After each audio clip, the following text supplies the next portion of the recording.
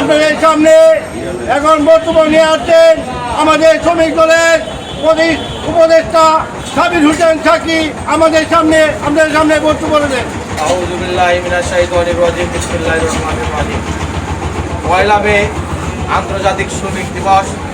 এই দিবস উপলক্ষে বাংলাদেশ জাতীয়তাবাদী শ্রমিক দলের উদ্যোগে আয়োজিত তারাইল উপজেলা শাখার উদ্যোগে আয়োজিত আজকের এই র্যালি পরবর্তী আলোচনা সভা সম্মানিত সভাপতি এই তারাইল উপজেলা শ্রমিক দলের সম্মানিত সাধারণ সম্পাদক নজরুল ইসলাম উপস্থিত, তারাইল উপজেলা বিএনপির সংগ্রামী সাধারণ সম্পাদক জনাব সারোয়ার আলম মামা উপস্থিত, তারাইল উপজেলা সিএনজি স্ট্যান্ডের সম্মানিত সভাপতি আবুল বাশার সাধারণ সম্পাদক বিল্লাল মিয়া উপস্থিত, এই তারাইল উপজেলা সাংস্কৃতিক দলের সম্মানিত সভাপতি আতিকুল ইসলাম লতিফ উপস্থিত আছেন, শ্রমিক দলের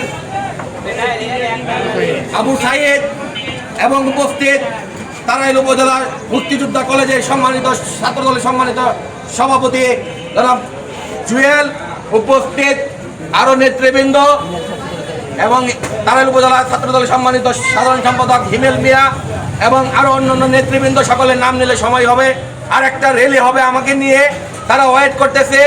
আমরা চাই এই তারাইল উপজেলার শ্রমিকদের সকলেই ঐক্যবদ্ধভাবে এই তারাইল উপজেলাকে সুসংগঠিত করার জন্য আমরা